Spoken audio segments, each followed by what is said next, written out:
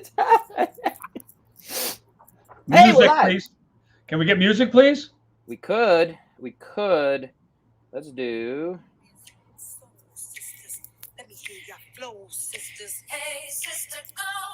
Not what he was expecting, folks. Take a look at the face. Not what he was expecting. Welcome to the Demand Better podcast, where we are your consumer's guide in the health and fitness space. I am your host, Corona, and I'm joined by everyone's favorite physio, Dr. Bo Babenko out of Superior, Colorado, as well as, he'll be here soon, award-winning journalist Faraz Javed from Detroit and Channel XYZ. What's up, Bo? You know, living the dream, living the Lady Marmalade dream. You weren't expecting that, were you? I wasn't. I was wondering what you were going to come up with, but that was definitely a shot in the dark for me. The randomness of that was we tend to my wife Maha and I we tend to have a stupid show. By stupid, I just mean silly. It's in the background. We kind of watch it to fall asleep or have it in the back if we're eating or something. And so we've been watching Will and Grace. Great and the episode that we saw yesterday had them singing that little ditty, Lady Marmalade. And so Maha wanted to hear it. So I pulled it up in the Spotify and you said, play a song. So it was the last song I had ready to go. So that's how it popped up. That's the story. Morning Glory. How's New York City? New York City's hot. We're in the 80s right now. It's not bad. Everything's kind of going well. It's kind of slowing down in the city due to the summer. A lot of people taking off for the summer. But I do have some interesting news for you, my friend. Mm-hmm. A friend of mine, she goes by Kiki13 on Facebook. Okay, my friend Kiki. She was a squat denier. And now she's squatting all around Syracuse waiting for appointments. And she talked about the first 3 days were extremely, extremely painful, which is kind of like my story. And now she's squatting along all through the city all the time. Nice. And she actually loves it and feels great because of it. So that is kudos to the show and to Dr. Bo. Show. Yes. So for anyone not familiar, in the month of, was it June? I think it was June. The month of June, I did 30 days of 30 minutes of squatting per day. Just sitting at the bottom of a squat. Very simple rules. You can accumulate that 30 minutes however you want. You could do 30 bouts of 1 minute. You could do 30 minutes at a time. You could do 10 by 3 minutes, etc. Corona joined me and probably did a better job than me of even promoting it. So took it, ran with it, squatted with it. And then, got some folks to jump on that. So thank you, Kiki. I'm glad that, if you can impact one human in our day, that's a powerful thing. So I don't take that for granted by any means. And I appreciate you sharing that. And I hope whoever's listening now willing to take up some of these challenges we're throwing out. So I'm really, really happy to hear that. I'm also, next challenge, if you want to join me for this, I'm going to do it for the month of August. Oh, God. Is 7 minutes, only 7 minutes. We had 30 minutes. We're going down to 7 minutes of hanging a day. What's with the face? What's with the face? I don't know. I got to judge it. I got to think about it. I'm not a challenge guy. I told you my challenge. You're not a challenge guy, but then you did the squat challenge. But I did the squat challenge before the show. I do stuff for the show, and I did get benefit from it. But, your little games, I understand. They work very, very, very well, and they're very productive. But let's not bore people with what you and I do. We would like you all to do this, by the way. We'd like to join us. Before we move on, because we're waiting for Faraz, but we're not. We are sponsored by Fit Care Physiotherapy and Wellness, where the idea is to focus on your fitness so you can avoid the healthcare space. It's episode 15, guys. Feel very blessed to have 15 of these bad boys out. And to work with Dr. Bo for these times. It's been an amazing, amazing time. Today's topic, oh my God, I'm so excited. This is going to be awesome. The ease of fitness. Nowadays, Dr. Bo, everybody's getting fitness from everywhere. Doesn't matter who gets it. There's lots of information out there. So I'm going to let you kind of lead the way, unless you want me to give you, should I go into I got Why we're it. here. Okay, go. Yeah. So yeah, I'll give the summary here, and I hope folks connect to this concept of we're in this incredible time, and we've evolved to get things at a fingertip. Right? It's an incredible thing that if you have some kind of medical emergency, you can be in an ER with life-saving procedures within 30 seconds. Maybe a little bit of an exaggeration, but you're right there. You can get incredible access to these very difficult things in the past. Again, if you're hungry, you want whatever type of food from almost any cuisine in any part of the world, especially if you're in New York City, you can get, Cambodian food. You can get whatever you want and just you got to press 2 buttons right on your phone and it's there. So it's incredible, and we want to acknowledge and appreciate the things that we've had. However, I think where we are now is when it comes to fitness and this kind of market that's emerged, and there's opportunities to make money, and we're going to go ahead and ask you to demand better from this stuff that is out there. And this is why we started this podcast. B, I think Corona's going to talk a little bit about why he chose this topic, but it very much ties into a lot of the themes from our very first episode of demanding better from your personal trainer. It's right on cue here. Speaking of devil, Faraz joining us, and his camera goes on. So to finish that thought, right as Faraz jumps in, hello Faraz, how are you, sir? What's happening? You got some feedback? Faraz, oh, he had to jump out. Okay. Teased everybody for a second there. So we're going to throw it back to Corona here. So Corona, tell us if I did a good enough job summing that up of, again, yeah, we have so much access where you want to do Peloton, boom, that's your fitness. Great. You want to go do, get your blood work done. You can go do that in 30 seconds right now. You just got to Google the right thing. So very easy to access, but we want to demand better. We want to demand more. Tell us about why you chose this topic. Well, being in the health and fitness space for as long as I've been, 25 years, you're just watching people kind of dumb down what we do. Let me preface this off of the start. The new generation that we're dealing with, because I'm in my 50s, I always say, gets way more information than I ever thought, or my generation ever thought we could even handle or have. But the issue isn't the information that you're getting. The issue is to critically think through that information to pull out what works for you. So it's and I'll add in there, it's quantity versus quality. Yes. We have all of the quantity we could ever hope for, and it's just going to continue. Everyone's out there creating more content. So quantity is infinite right now, it feels like. It's a question of where do you pull the trigger and how do we make these decisions, where we come back to we are the consumer's guide that we're hoping you here listening. Shoot us these questions. We have our experience over 50 years combined in the industry, and we want to help you guys go through that process so we can help focus on the quality, not just the quantity. That's 100% online. And to have quality requires growth, and you have to fail. It's not going to be because my friend does X, Y, and Z, I'm going to be super, I'm going to get the same results they get. It doesn't happen that way, guys. You got to kind of figure it out on your own. And it's been really, really, really dumbed down. So the thesis and the reason I wanted this topic and call it the ease of fitness is because fitness isn't as easy as it looks. From the movement structures to the stabilizations to what you are looking to counteract your daily life so that you live a life that has longevity and pain, and you can live a pain-free existence, isn't easy. And a lot of it has to deal with doing, I'm not going to get ahead of myself, doing things that you don't want to do, that you have to do. So when you guys are looking, I'm not here to bash anybody, but I want everybody to understand everything here is personal to you when it comes to you. Your most important asset is what you have.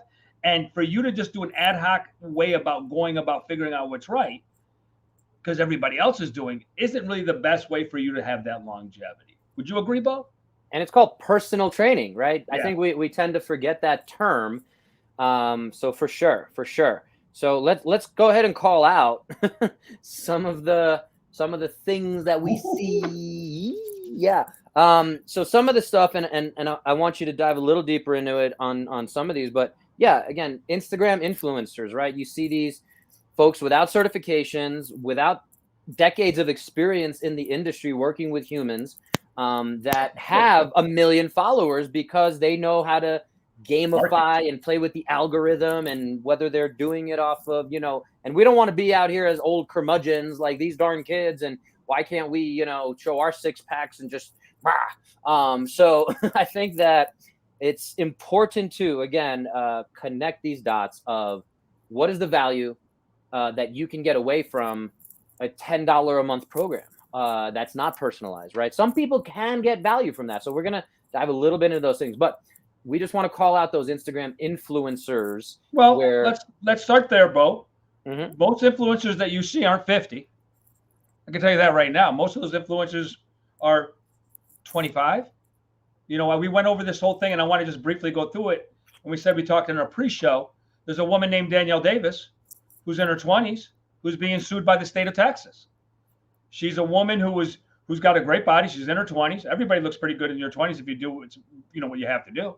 And she came out and she pretty much scammed her way to a bunch of money, and she didn't produce on the programming that goes out. But people, I'm assuming that there's got to be people in my age bracket and maybe a little younger who think they could look like her. You can't. I would say this all the time. A lot of people want to look like J-Lo. You can't be J-Lo. J-Lo's sister doesn't look like J-Lo. Their bodies are different. So if you want to be J-Lo, you got to have J-Lo's parents. You got to have J-Lo's gene pool, J-Lo's lifestyle, and the way she was brought up, the whole 9 yards. It doesn't happen. You got to be the best that you are. So when you're looking at Instagram influencers, you go look at words you see like guru. Well, what do you know about them other than what they profess to be? You don't know if they have 20 years of experience. You don't know if they've done X, Y, and Z. Are they NSCA? Are they CSCS? They don't even put that out there. They're just gurus. And they got a lot of people, God bless you. They got a lot of people following them. And that doesn't make them good because they have a lot of followers. Do you disagree, Bo? No, and while you were talking, I did a quick Google search about the average age of influencers based on a survey conducted in July of 2020. So I don't know how much has changed since then. 53% of influencers are between the ages of 25 and 34. And 15% on top of that are under the age of 25.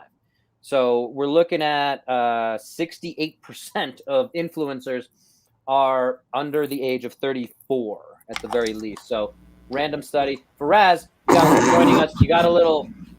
What is happening? He's a hot mess right now, and he's lost again. I removed him. I called. I just said no. I don't know what's going on, but we're taking him out there. So, yeah, I totally agree with you. Faraz, you can let us know when you're ready, man, with whatever sounds and noises you have going on there, and drinks and things. And are you ready? I'm gonna put him on. Let's see. Are you ready? I'm ready. Oh, okay. Hi, Faraz. What's up, Hello. buddy boy? How's it going? Going good. You look like the Karate Kid today. I love that. I know. I'm having a bad hair day and bad internet day. So I'm trying to between the two, I'm trying to see where do I turn out a champion, where I triumph. Well, we want you to know right now we're talking about Instagram influencers. And I want to know your thoughts in terms of the ease of fitness. What your thoughts are about Instagram influencers. So we all know that, that realm of let's put it this way. When people come out and they look for information, I feel like back in the days it was so much easy because you could just find that one expert, rely on that person, and get all the information, right? Now you have hundreds, thousands, and if not millions of experts who claim to be experts. And I know, Corona, you shared an article about an influencer in Texas who's going through a legal battle. And, just in case that the viewers don't know, so it's an influencer who claimed to provide health and fitness tips to her clients. Allegedly, she did not, fall through. And she, it seems like, gave bad advice or in some instances did not give anything at all. And this is, I think, a very common trap where people feel, say, they look at like, oh my gosh, like this person's got so many followers, this person has, X amount of fitness videos. They're just working out every day. They would probably know what they're doing. Chances are, no. There's a good chance they know what's working for them, what's good for their body, but they don't know what's good for your body. So just to jump in, Faraz, you're kind of echoing exactly what Corona said right before you came on. So that's okay. We're happy to always repeat that message. I do want to take a huge jump out of this whole picture for a second to exactly what you started to talk about of, going from, it's not just one or two influencers, right? We're talking about a huge amount. So think back to Jack LaLanne, one of the first probably fitness influencers. I think we can think of one of my personal heroes. I think Corona shares that with me as well, where he was the only show in the country, in town. He was the one on TV. Back then there was 3 channels.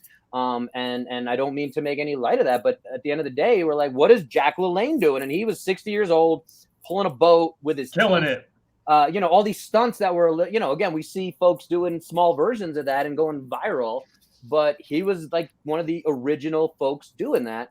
And so I just had Kelly Starrett and Juliet Starrett on my other podcast, the Bono's Health podcast. And I brought up that concept because they're two of the most influential folks in the fitness healthcare space today. So I was honored to have them on, and I asked them about this concept. And no matter how much they're in the forefront, or they should be the voice, maybe, especially Kelly, when it comes to physical therapies, I would say he's one of the top physical therapists you're going to have a conversation with. I think that it's important to point out what their response was. I want to echo here, and I, will link to that episode for folks. Is they basically said, like, they're almost, I don't know if they're at the point where they've seen what that looks like. They're constantly in like Men's Health top 50 influencers in the fitness space and greatest.com's same list. So they've seen that space. They're definitely at the forefront there. And they said, you know what, we're kind of backing down sort of, and recognizing the landscape that we're talking about here and saying we need to be the node. The term they use is node, Juliet specifically, about I'm going to be the node for my community. I'm in a community right now with 320 units. Let's say there's at least 2 people per house. They were talking, 600 something folks. So the node being like, hey, I'm going to offer some workshops, or you guys can come work out with me in my garage. I'm going to talk to you about my concepts and why some of these traps are traps, and why just doing Peloton is not enough of a movement practice. So that's my kind of my kind of ramble, and I'm going to stop right there and throw it back to Corona. We could have gone on that for hours. I know I could.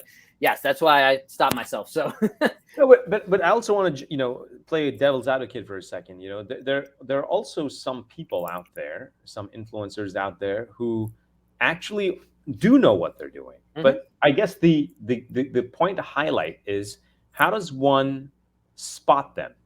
So it's easy for people to go online and thanks to social media, go on Instagram or TikTok or Facebook and get impressed by, certain people out there who are actually doing really good in the fitness world. But for people who are trying to lose weight or gain muscle or whatever goal they have, what if they're trying to achieve that and they want to follow an individual, how do they do that? What are they looking for? What signs do they need to look out for that this person can give me sound advice? You can go back to episode 1, which you did when we taught how to find a trainer, number 1. Number 2, I'm going to say this to you. Americans by nature are lazy. You go onto Google, you search something, you go onto that first page. There's not many people who go to page 2 to kind of really dig it out and to do research. And we got that from our research when we did it with you. What we set off of episode 1 was the first thing you should do is you should try 5 trainers, is what we first said.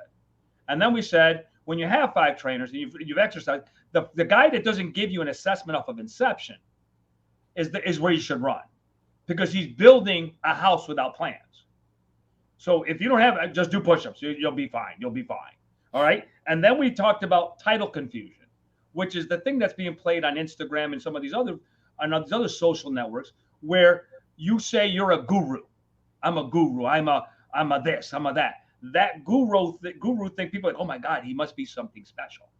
And then the 4th thing we said is professionalism, be basic, and we talked about traps. But the most important thing is you have to find someone who's going to tailor make that program to you. Not throw something at you that is given to 100 people. Something that works with you that will benefit you. And if you're not getting that, you should run. But Corona, how does one know that this program has been tailor-made for me, and it's basically not something that they just rearranged from another client's program and given it to you, or they just copied it and given the you exact same program, because you wouldn't know. You would get that off of the assessment, because if you talk to your client, you tell them, this is what I got from my assessment, this is where your problems are, this is what I see. As we fix things, other things are going to break down because you're not working at an optimal level from that assessment. And then there will be change within that program as your body changes, other things start reacting. That's exactly what you do in the same practice, correct, bro? Yes. 100%. So here's a question for both of you, because both of you are trainers. You just have different practice or different styles of training. When you guys come up with an individualized program, how often do you go through or how often do you reassess your clients? And two, how deep of a conversation do you guys really have? Because it sounds like most of these influencers who claim to be fitness experts just ask people to fill out a questionnaire or a survey, and based on that, they go like, okay, so you fall under this body type, this is your workout category. I'm just giving you one example. I'm not saying everyone does that. I'm not saying this is the only tactic to deploy. So how do you guys do it? Bro, you want to go first?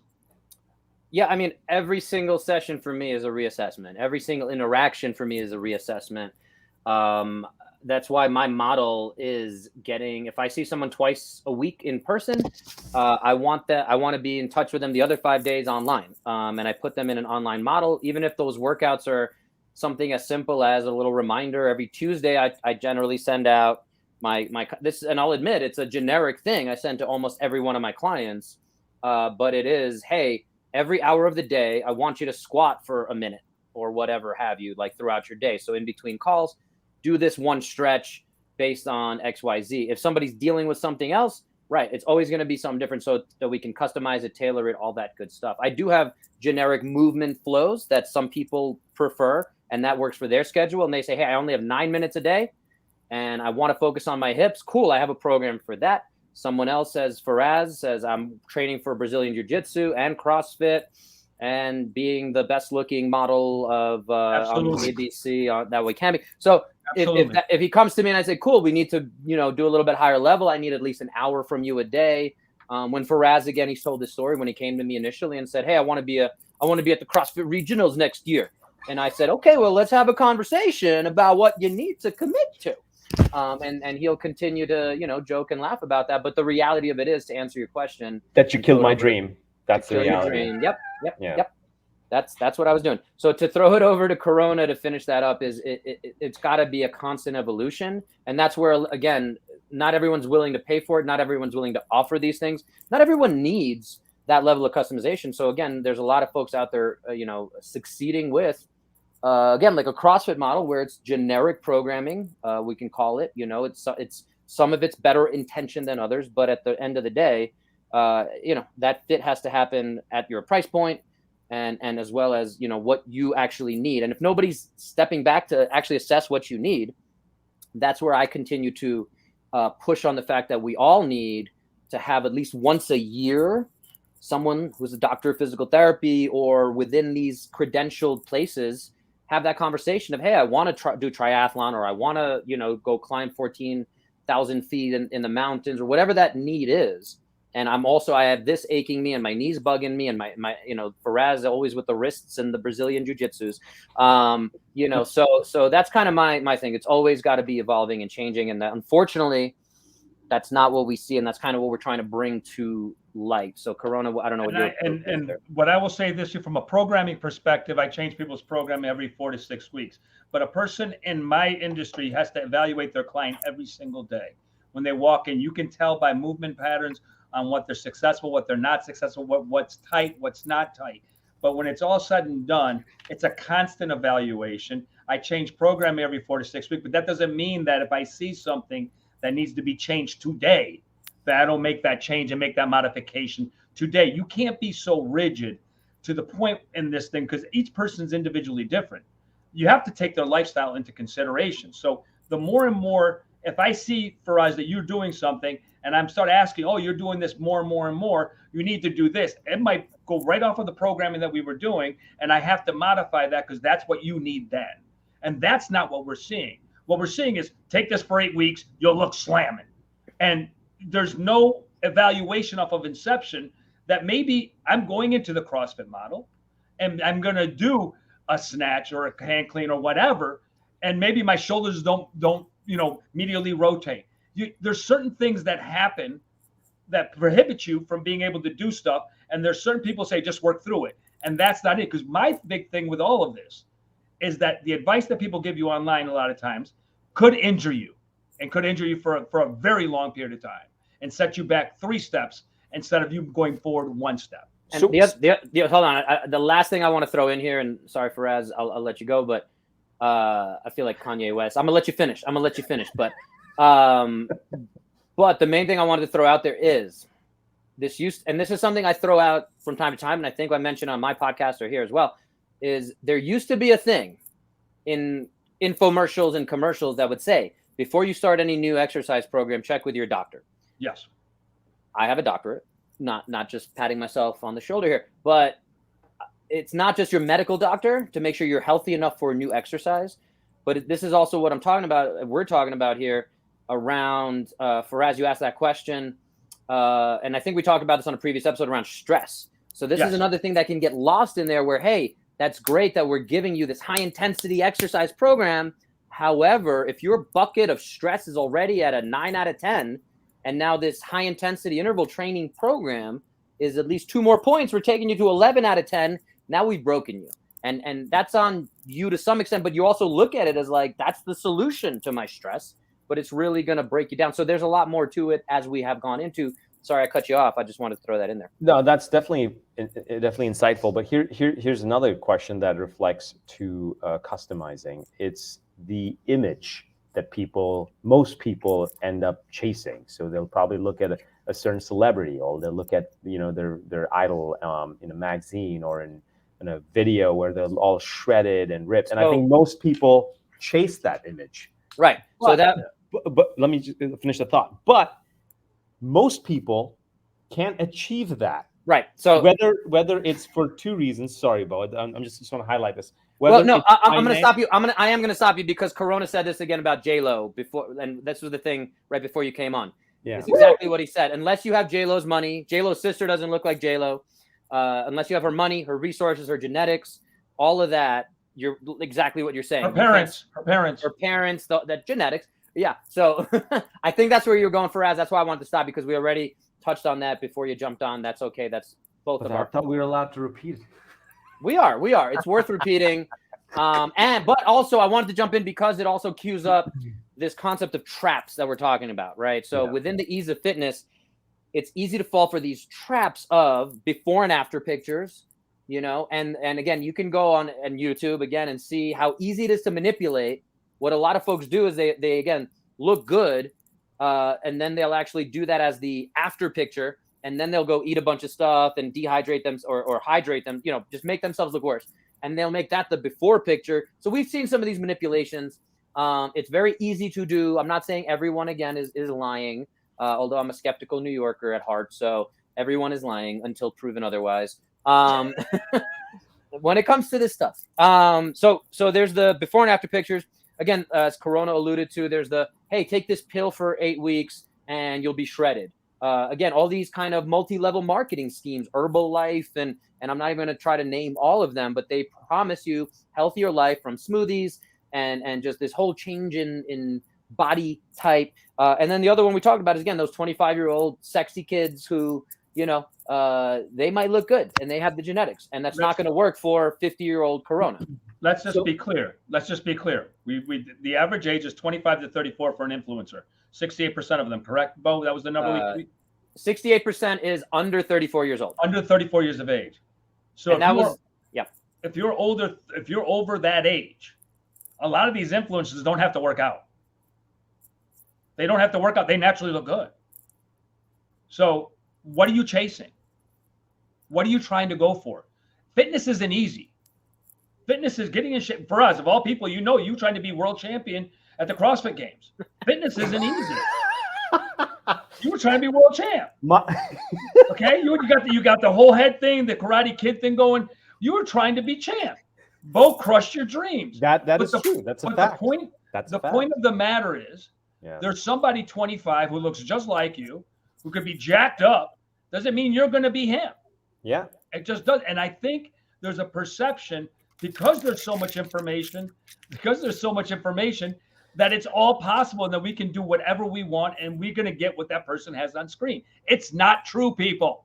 It's not true. Go ahead, Faraz. Okay, so since we're on this topic, just real quick, either you or Bo, how healthy or unhealthy is being shredded? What age are we looking at? It's not really healthy, dude. Just a general thing. Yeah. I'll add in real quick from a true medical perspective. Yeah. For females, generally anything so shredded, we're kind of talking about body fat percentage generally. They lose their period. And they lose their period. It's a term called amenorrhea. Again, in gymnastics, this is a very unhealthy thing because they have to maintain a certain body weight, especially again as women go from pre-puberty through puberty, and the hormonal implications are just very, very crazy to think about. For men, there's a lot more play in general. Again, talking huge generalities, but for women, being under 15%, really 16%, somewhere in there, you can look at different textbooks and look at different numbers. Anything below that, and that's what we're talking about, is when you start to show the six pack. When in order to show the six pack really and be shredded as you're talking about, you really need to be below like 10%. Yeah. So that's where what that lack of shredded is storing body fat. Body fat has a lot of the hormones and producing things that we need to store in order to be healthy. And this is why if you want to have a kid, we talked about these things of defining fitness as being able to reproduce. It's not the only way to define fitness, but once you go below a certain body fat percentage for both men and women, you're no longer producing the right hormones. So you no longer have that ability to have a child as a definition of fitness. So it's also not very sustainable. You can talk to anyone who's tried to do it or be on a cover model of Men's Health or whatever. They can do that, and they might go through a 2-3 month phase, maybe at the most, or they're doing it for a movie. You can talk to these folks, and I've worked with them, and it's very energy depleting. And if that's your only job, maybe you can do that, and you're doing it for the love of the art and a huge paycheck of millions of dollars. Great. However, and we can see it in the bodybuilding space, the fitness model space. It's just not sustainable, and those who try to stay there create a number of problems that I think is beyond the scope of this podcast, but that'll be my answer to your shredded question. Bo, before we move on, let's just be clear here. There's only one person out of the three of us that's actually shredded, and it's the Karate Kid. The Karate Kid is the one that's shredded amongst all of us. I mean, shredded and skinny are two different things. I'm just throwing that out there. Keep it moving, Bo. Keep it moving, buddy. Let's go.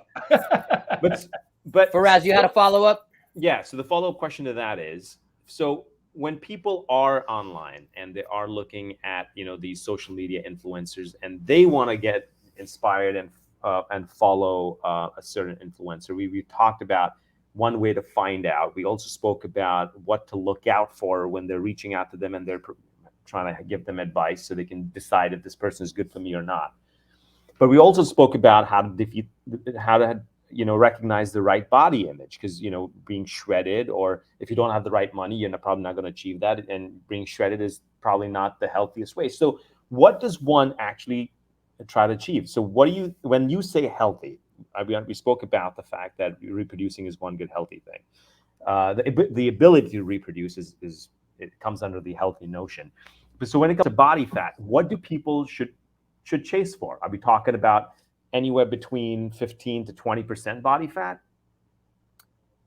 Do you want to take that one, Corona? I think that really, really all depends. I mean, I think based on how you're starting to answer that, I'm going to jump in. I know what you're going to say, but go ahead, because I'll just say there's healthy ranges that are going to define what we're talking about: the ability to reproduce, the ability to have good energy, and so. For me, body fat percentage is not, and again, a lot of personal trainers, and I Corona, you're a little bit more in that space. When I work with folks talking about health, I do not measure body fat percentage. If they know they have 20 pounds to lose or what have you, that's generally pretty accepted.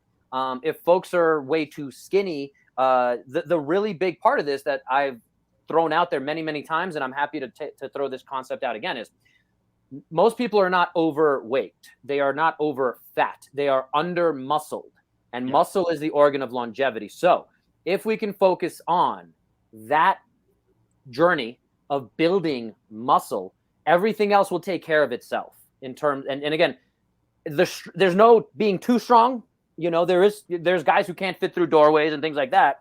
That, you know, it takes incredible dedication, commitment, steroids, all sorts of stuff to get there. So to answer your question, Faraz, about body fat, what's an ideal body fat percentage? There are ranges of healthy. If you're too skinny, too low of a body fat percentage, it becomes unhealthy and unsustainable. If you're above a certain amount, you're more likely to be at disease risk, you know, coronary heart disease, all these different factors, stroke, all these things as we age. So we know these numbers. And this is where, again, a big conversation, I think we touched on this previous episode, was there's this whole concept of body shaming or health shaming. And so when somebody, or, you know, loving yourself at any size, at some point we have to say, hey, you are 100 pounds overweight, what we consider a healthy range.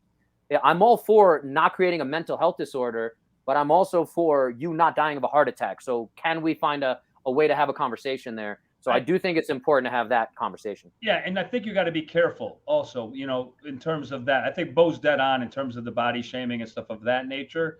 There is an unhealthy weight. Sorry, there is. There's a certain percentage that is unhealthy. It's just the way it is. When I said to you it depends, I don't like throwing that stuff at clientele. I want clientele to get stronger. I want clientele to be able to. There's an old adage, what was it? Be able to outlive to outrun somebody who's chasing you. You know what I mean? That whole concept. Fitness has gone into what you're talking about is aesthetics, straight aesthetics. And that's what most people chase. Yeah, but that doesn't mean you're healthy. I agree with. And so that's what I wanted the viewers to hear. Yeah, so let me try to put a little bow on that whole question. And concept is we're talking about what people should try to look out for. And so if somebody's talking to you about six-pack abs or body fat percentage, there's a disconnect of the science. There's a disconnect, and they're trying to go off of the clickbait. And the big thing I want to talk about is the big concept of ease of fitness and virtual fitness and social media influencers is somebody can have 1 million followers and not know what they're talking about, and have a lot of folks like me and Corona disagreeing with them that know the science. And I think that the folks, not that everyone who has 1 million followers is wrong, but the folks that I think I would trust the most that happen to be on social media, and I think the same for Corona, probably don't have huge followings. Because we're spending time in the lab. We're spending time with clients. We're not trying to gamify the system. And again, like I said, Kelly Starrett with his wife, Juliet, they're probably two of the smartest. She was a very successful lawyer in San Francisco before she became full CEO of their company and trying to build that brand. And they're two of the smartest people I've ever had the pleasure of speaking with. And I think, they're overall, and they've had numerous New York Times bestselling books, and they know how to play those games too. They're on TikTok and all this stuff, but their total influence is still going to be a fraction of our friend in Texas, the personal trainer that is, under scrutiny. So yeah, at the end of the day, I do think that's a big concept that I want to pull it back to is most of the people online, if you're out there as a consumer, which we're coming back to that consumer report that we're trying to be, they should be able to speak pretty in depth on various concepts. And the more confidence they have about something sells better. Yeah. But the more confidence they have, that tells me they're either inauthentic or just trying to sell something. P.T. Barnum. Is it safe for viewers to know? And I understand there's going to be a lot of different facets to it, but in general, the goal should be to build more muscles for both men and women. That's the origin. The muscle is, as Bo said, that's what's going to give you longevity. Depending on what you're looking for, if you want to live a long life, you want to be in shape, you want to burn more, you need to build muscle. You need to build muscle. There's trainers out there who give people a 3-pound dumbbell to do 50 times. It's absurd. It's absolutely absurd. But you need to build muscle. Bo, you were about to say. Yeah, I just want to double down on that fact that, again, we're not talking about, not being able to fit through a doorway. And a lot of folks I've spoken with over the years are worried, especially women, are worried about being too bulky. And I need to double down and say, it's like saying there is such a thing as being too bulky. And I understand the aesthetic piece that, again, Faraz is talking about, and I don't want to be too academic and in my ivory tower, as they say, to say, hey, like, you should be okay with being bulky. Like, I get that there's a reality to that situation, but the more basic level of muscle, there is a minimum muscle mass that, as we age, it's going to help you, as Corona alluded to, be happier in your skin, have less surgeries. My brand, Fit Care. If you focus on muscle, fitness, how we define fitness, you can avoid healthcare. I think we all want to avoid healthcare. We just don't know how to do that. So we want to think do it easy too, Bo. Yeah. They want it to be easy. Go ahead. I'm sorry to interrupt. Right. No, we all want it to be easy. We all want that pill. So to answer your question, Faraz, I just wanted to add in that little disclaimer or a caveat to the whole thing of, I don't need you to be the bulkiest human possible, but if you cannot deadlift, a very simple number of 1.5 times your body weight, if you weigh 150 pounds, you should be able to deadlift 225 pounds one time. That's a very simple metric. As we age, we lose muscle mass. That is what aging is. So if you're not staying on top of that, it's like not having money in your savings account. It is like not having something to live off of, not having assets to a house to live in. So, that's the thing. We're simply trying to convey that. And again, this is a very big area for me where I see people disconnected because they say, I don't want to put on too much muscle. And I'm saying, well, but you want all these other things. And the answer to all these other things is to have as much muscle as possible, whether that's climbing, skiing, continuing to do CrossFit or all these things. So whatever that is, rock climbing, running, all these things you will be more likely to succeed in and be better at if you have more muscle. We're turning this into a muscle. I'm turning it into a gay muscle thing. No, but it's important because this is exactly what people chase, most of them, and they end up following the wrong path. Well, the path is always what you see. Okay, people listen. When people know what people have to do to get somewhere, they normally don't want to do it. They do the sacrificing that people have had to do to get from point A to point B. When we're looking at somebody to take care of your most important asset, which is you, you're going to just throw it on somebody that's 25 online, good or not, I don't know. But you're just going to just throw it out there and let whatever may happen. This is what we're looking at right now. There are people who think looking like Twiggy is healthy. It is not. It's just not. And we get back to being the whole topic of muscle, and people don't want to talk about that because it doesn't sell. And there's a big marketing component in this whole thing that's going on, that people are spending their money and wasting their money on people who actually can't deliver what they need. It's a choice.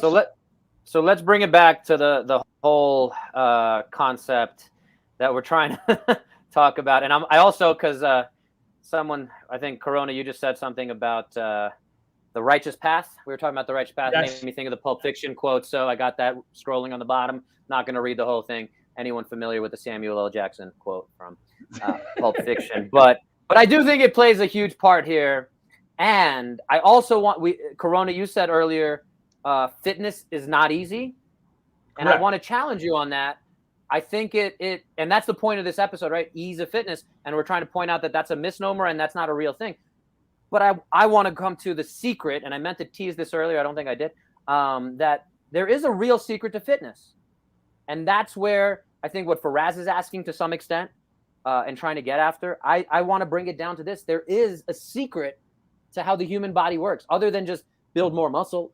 That's a part of it. But it's master the basics. That's step one. It's master the basics, which, again, when we're talking about what you should be looking for with all these programs and six-pack abs and looking sexy and losing X amount of inches off your waist, and again, going to shakes and Herbalife and all these things, none of them really, and it's not sexy. Master the basics is eat broccoli. Like, we're sponsored by Bananas and Broccoli. Like, that's not a thing. There's no money there. And all jokes aside, master the basics also means how well do you do push-ups? How well do you squat? How well do you hinge? I mentioned the 1.5 times body weight deadlift. I do think that's a good way to look at you as a human. There is the let's meet in the middle.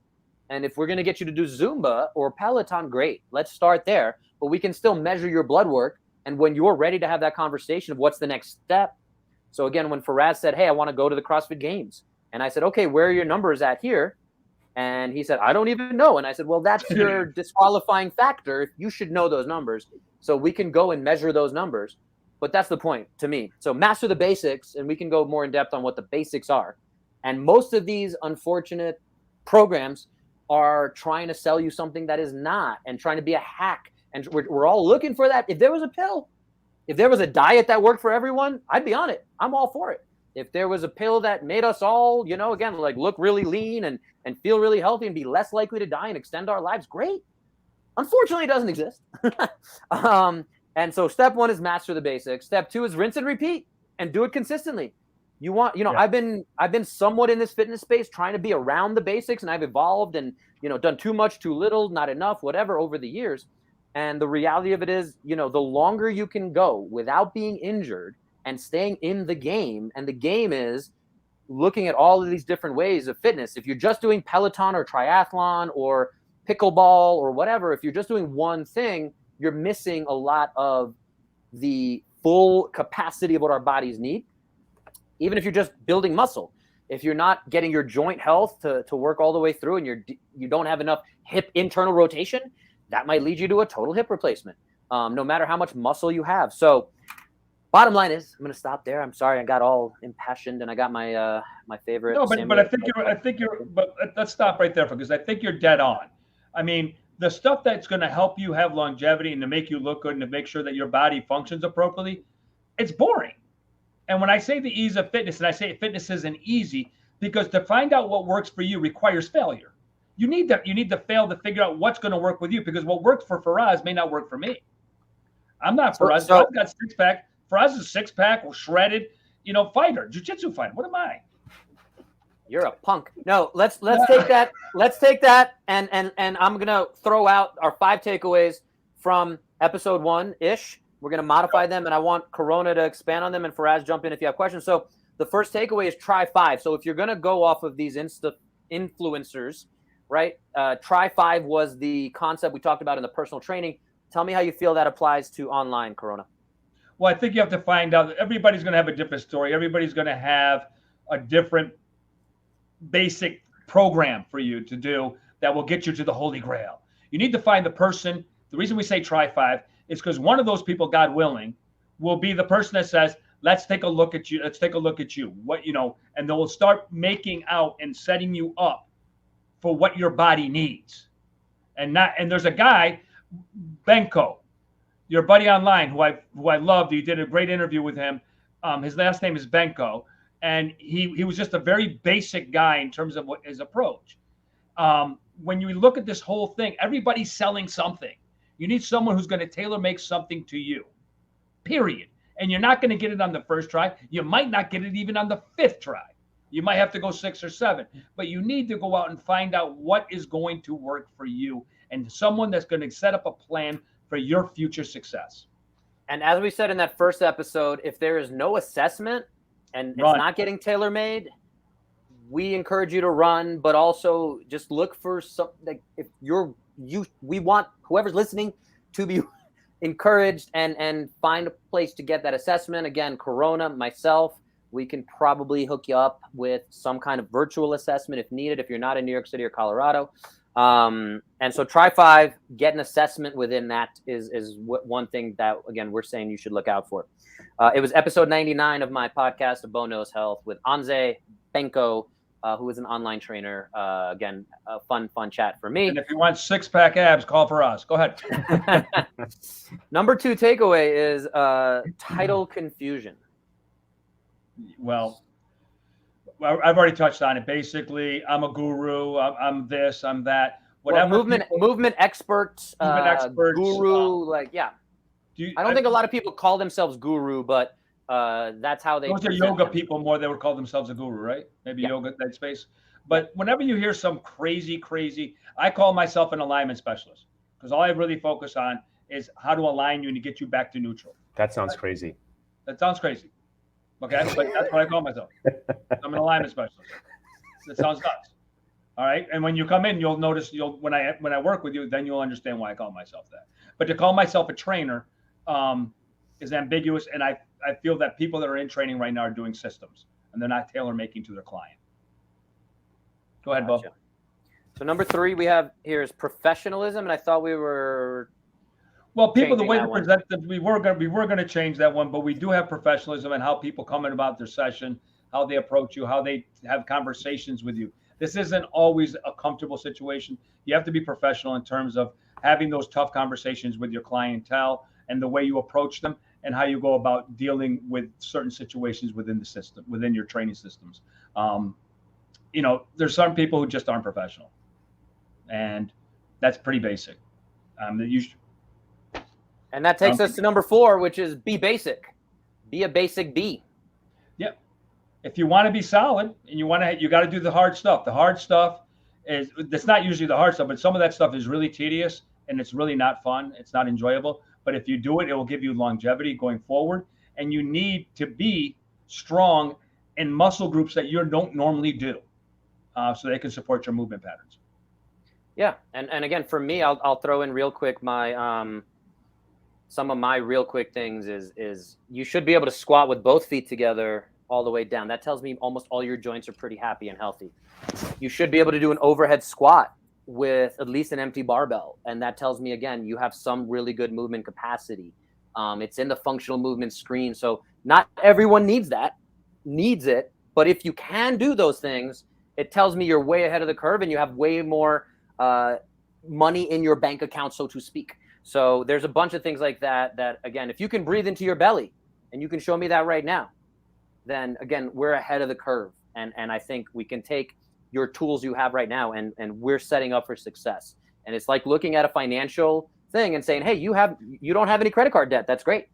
You know, you're already ahead of the curve. You have X amount in savings. We just might need to put things in different mutual funds or stocks or whatever. So there's different things like that. So for me, that basics of what every human being should be able to do not change very much. And they haven't for hundreds of years. And we know all this. And we've tried to make it sexier or focus on, you know, knees over toes or focus on whatever, dunking a basketball or all these different things. So at the end of the day, there's some really basic stuff we need to be able to do. We need to be able to bring oxygen into our body and push carbon dioxide out. If you're not able to do that, and we have ways to measure that, that tells me you're just like you check your car's engine, the ability to take gasoline in and use that and use gasoline efficiently. There's things that go wrong in that whole system. I don't know anything about cars, but there's things that go wrong there. You sound real good, boy. You sound real good. So anyway, that's why people looking for car advice should not listen to the Bo. And definitely not. So that takes us to our 5th takeaway is avoiding the traps. So what do you got there? Well, we got, first of all, if you're going online, you see someone 25 and you're 50 like me, don't think that you're going to look like them. It's not possible. What about Liver King? He's pretty old. Liver King? Come back to me. You don't know about Liver King? I don't know about Liver King, but I'm very interested.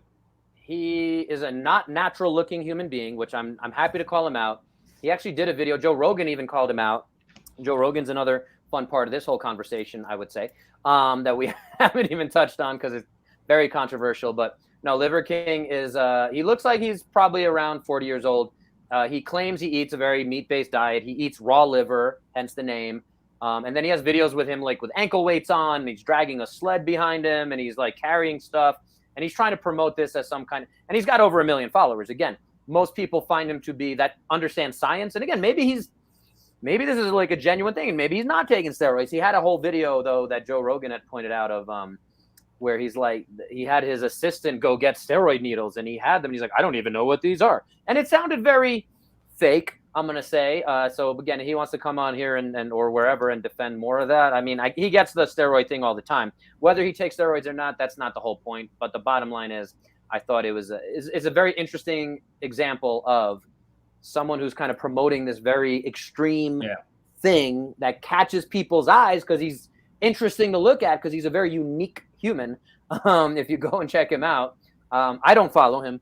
I definitely would not take much of his advice. So that goes back to I'll look him up. Oh my God, that goes back to the game changers that we all talked about with diet. The same exact thing, and you know we're at this point right now where you got to do your research. You just got to do your research, and you got to find out what works best for you. But Corona, I just want to throw this there. I mean, the fact that they're 25 years old or 50 years old and they're have achieved so much in the fitness world is not the red flag that we're looking for. I mean, some of them could actually be knowledgeable. Sure, 100%. Right, because we're not just saying, oh, it's a 25. You're not attacking the age over here. No. This isn't about age. This is about an information overload that we're getting right now, and people are making decisions about their bodies based on their eyes. Just because you do X and your body looks like X doesn't mean if I do X and X, I'm going to get the same result as you.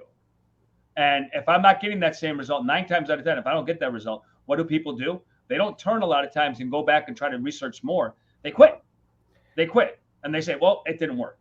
And also race and ethnicities also play a big role as well. And I know this is where genes come in. Like someone from Iceland, if they're training for CrossFit, I mean, I know, Bo, you and I, we've spoken about this. There's just no way, you and I, we can match their intensity or what they do. Sure,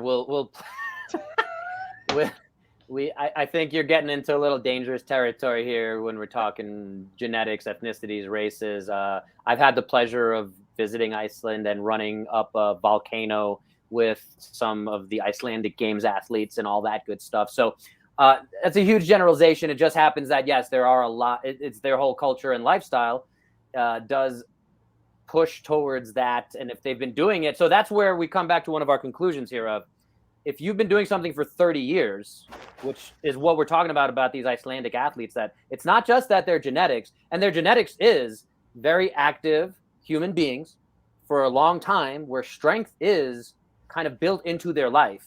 So when you're saying, the statement you're saying, I want to take it from like the very broad, and I'm not calling you insensitive, and I'm not going to cancel you here today, Faraz, but I do want to point out that, yes, we're talking about Icelandic culture, a country of 300,000 people, by the way, very interesting thing to study.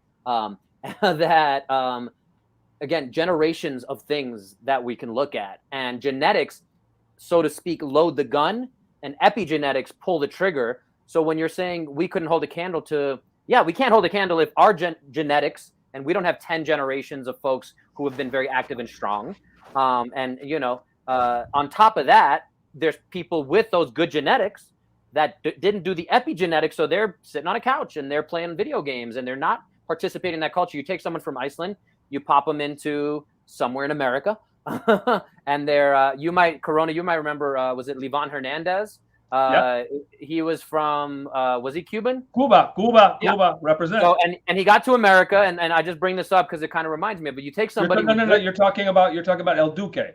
No. Livan Hernandez was the example I'm bringing up because when he came to America, he had never had a Big Mac, and he fell in love with the Big Mac. I believe that's the story, and he gained like 150 pounds, something ridiculous. Like he ballooned up. He was still able to, perform at a pretty high level, but maybe his career was cut short.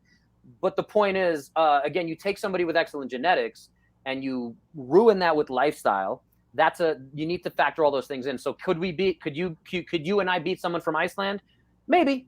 Like, again, Annie Thor's daughter and Katrin David's daughter, two of the top female athletes who could wipe the table with all three of us here. They've been doing this since 2010-ish, 2009, doing CrossFit at a very high level. So yes, it's a very specific sport. It's a very interesting definition of fitness. So yes, they could wipe the table with us. But again, somebody from Iceland who now lives somewhere else and has not participated in these things, because we've been training, we might be able to beat them. So anyway, you got me going on a whole academic. That's a lifestyle thing. So diet, lifestyle, all that stuff. And so let's sum it up here. Again, our secret to fitness, Corona, that you and I put together is 80% of the time, eat a high quality diet. And you're ahead of 99% of human beings, because 100%. very few people can do that. We can further define what that means, a high quality diet. We're not going to do that here today. Go check out our episode about game changers, and we go into nutrition and all that stuff. But if you, and again, and here's the other part to this, guys, is if whoever or whatever program you're looking to do, if you're not doing these basics, it's great to want to do, 1,000 burpees a day, or go do Spartan races, or go do Peloton. But if you're not eating right, sleeping right, breathing right, connecting with people, you're lonely, you're not gonna connect the dots, and all you're doing is fighting an uphill battle. So 80% of the time, eat a high quality diet. Number 2 is do the basics. So again, can you do a push-up? Can you do a squat? If you cannot do these things and you have an imbalance, you had a shoulder injury, you had a surgery, and now you're trying to do very complicated things in CrossFit or what have you, you're missing the boat, and you're not doing the basics right if you never quite address that. And again, most of the people I assess, a very, very active population out here in Colorado, they love doing stuff, but no one slowed them down to say, hey, should you be doing snowboarding or skiing with these current injuries? So do the basics. We've kind of gone in depth on there. Number 3 is have intentionality. So again, if your intention is to have six-pack abs and no one's asked you why that's important, or is that really healthy for you, Faraz, short of being on a cover of Men's Health, or, if you're going to plan to take your shirt off when you're doing newscasts, I don't know if that's your plan, Faraz. It's going to be a very different newscast. But be intentional. And again, I can't stress enough, the intentionality piece gets missed a lot. Even when someone comes to me and says, I want to lose 20 pounds, I want to get to the heart of why it's not 19 or 21. And is there more to that conversation? So are we being intentional? Because the more connected you are to the plan, not just, I saw this program, the knees over toes program, or I'm just going to pick on whatever, or Herbalife, and I want to lose. They look good. They look like they're having a good time. I want to do that. That's what beer commercials are, right? Oh, if I drink that beer, I'm going to be on the beach with I'm going to get that girl, whatever. So be intentional with what you're doing. Get down to the heart of it. There's a lot of science that, again, folks like us are going to keep spouting, and those that are willing to listen to us, we really appreciate it. And getting past, again, all that noise of social media. That's what we're kind of talking about. So the last one, number 4, the secret to fitness here is being consistent. So the more you can overcome your genetics. So if you don't have great genetics, Faraz, if you don't have the healthiest parents, there's things we need to overcome. And so again, 30 years of consistent training, even, and the more mixed and varied and basic it can be, 30 years of that is going to trump amazing genetics. It's going to trump, not showing up. And these are all those good Kobe Bryant quotes and things like that, right? Of show up, hustle harder. Derek Jeter's special ESPN documentary thing is out right now. He talks a lot about these concepts too. I've only enjoyed the first 2 episodes so far. I'm excited to see the rest. Anyway, that's all my stuff. Corona, what do you got? Listen, I think I'm going to let Faraz take it first and give him let him tie a bow on it, and then I'll just close it up. I think anyone who wants to get on the fitness journey and begin their fitness journey, looking at social media as a platform to start their journey is probably the wrong way to go about it. I think the first thing they should really do is make up their mind that that's what they want to do, and just go right in. As you pointed out, Corona, in the first place, is no one has ever achieved anything in fitness without putting in the hard work. So regardless if you're a guy or a girl, you just need to be willing to put that hard work. It's as simple as that. Once you put that in, everything will start to fall in place. Everything, right from, because your dedication, your passion, they'll all just tie up, whether you're in the gym working out or whether you're outside making those smart, intelligent food choices. And when it's time for you to recover, you're going to be focused more on how do I get the maximum amount of sleep? How do I reduce my stress? And all these things we have talked about in our previous episodes. Yeah, they all impact your health when it's all said and done. Listen, I'm just going to make it brief. if you go online and you're trying to find someone and you just pick the first person because they look good, you probably are gonna have a problem. Maybe you'll have a great experience. I would seem to think that's not likely. But you need to get out there and you need to find out what works for you. I always say this: you don't build a house without plans. You just don't. And you need to go out. I don't care if it's an app. I don't care if it's a website. You need to try other people out there so that they can actually tailor make something that's going to benefit you. If you do something and it's not working for you, you try something and you're not ready for it, the chances of you getting injured are very, very high. The reason this has been made and the reason this podcast was made and the reason we do it is to empower you guys, to give you guys the information that is necessary so that you can progress and succeed out there. It is hard. There's lots of information coming at you in a lot of different ways, and there's a lot of things that can come out about it where you might start thinking something else. But when you get back down to the basics, you normally succeed. Bo, you got one last thing before I close this out? I got a lot of reflections. What I'm going to do, and we were just talking about this, is I'm going to do a Dr. Bo summarizes or reflects on all the fun stuff we covered on my podcast. And we're going to keep cross-contaminating all that fun stuff, I think. So I got a lot of thoughts. Faraz, you look either bored or disinterested. I don't know what's going on with your face right now. What's up with your face? I'm just really sad that you killed my CrossFit dream, Bo. Still? Yeah. It's been years, man. With that, I'm going to tie a bow on this and close this out. Faraz, I'll talk to you after the show. I first want to thank our guy, Faraz Javed, for always making time to be with us. And most of all, we want to thank all of you who've taken your time out of your day to listen to us and to enjoy time with us. If you like our show, you can help us by writing a review, liking, sharing, or subscribing to the Demand Better podcast. Don't forget, we are sponsored by Fit Care, Physiotherapy and Wellness, where the idea is to focus on your fitness so you can avoid the healthcare space. listen, guys, have a great weekend. Thanks for listening, and we'll see you in a couple weeks. Play like a champion. Today, every day.